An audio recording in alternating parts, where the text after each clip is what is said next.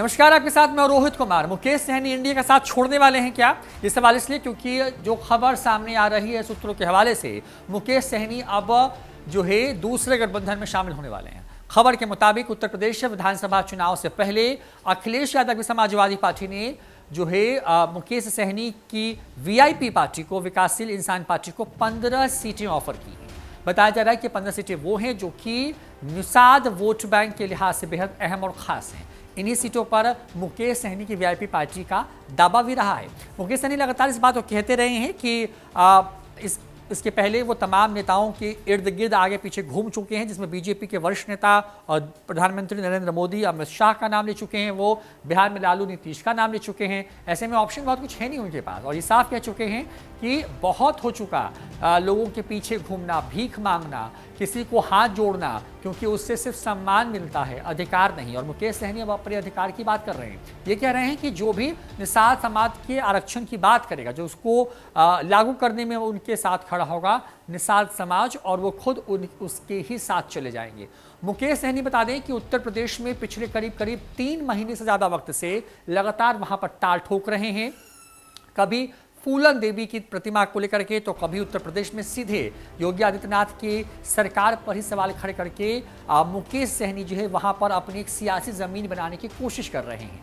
बड़ी बात यह है कि लगातार मुकेश सहनी जो है उत्तर प्रदेश के विभिन्न जिलों में, जनपदों में वहां पर कैंप कर रहे हैं। और खास बात यह कि क्या मुकेश सहनी की बात अंदर खाने से अखिलेश यादव से हो रही है? आपको बता दें कि उत्तर प्रदेश की 403 विधानसभा सीटों पर साल 2022 की शुरुआत में विधानसभा के चुनाव होने वाले हैं। देश में राज्य और सीट के हिसाब से उत्तर प्रदेश सबसे बड़ा सूबा है, और यहां पर चुनाव देश की सियासत को तय करने वाला माना जाता है। रिकॉर्ड ये कहते हैं कि वहां पर जो सरकारें रहती हैं वो 5 साल का कार्यकाल पूरा करने के बाद सत्ता में दोबारा वापस नहीं आती हैं। लिहाजा इस तरीके से योगी आदित्यनाथ के लिए एक ये वाला कर्ज उनके साथ हो सकता है, तो दूसरी तरफ अखिलेश यादव उस सत्ता को वापस पाना चाहते हैं जिसको योगी आदित्यनाथ की सरकार या बीजेपी ने उनके हाथों से जो 5 साल पहले है वो छीन लिया था।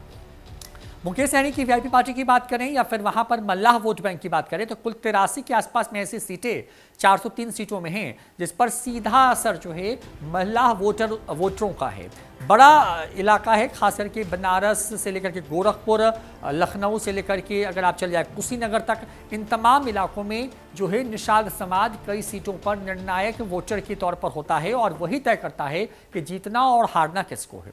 ऐसे में मुकेश सहनी के बारे में सूत्र बता रहे हैं कि उनकी वीआईपी पार्टी जो लगातार वहां पर कैंप कर रही है, वहां पर एनडीए के साथ चुनाव लड़ने के लिए एक तरीके से दिख रही है ललायत, लेकिन क्योंकि बात बनी नहीं है, इन तमाम खबरों के बीच में खबर यही है कि मुकेश सहनी को अखिलेश यादव ने एक कदम आगे बढ़ते हुए कहें कि ऑफर दे दिया, और ऑफर 15 सीटों का है। अब मुकेश सहनी अगर अखिलेश यादव के ऑफर पर जाते हैं तो एनडीए से उनको अलग होना पड़ेगा। अगर ऐसा नहीं होता है, मुकेश सहनी को बीजेपी ऑफर करती है, तो अब मुकेश सहनी बार्गेन करने की स्थिति में होंगे और 15 से ज़्यादा सीटें चाहेंगे।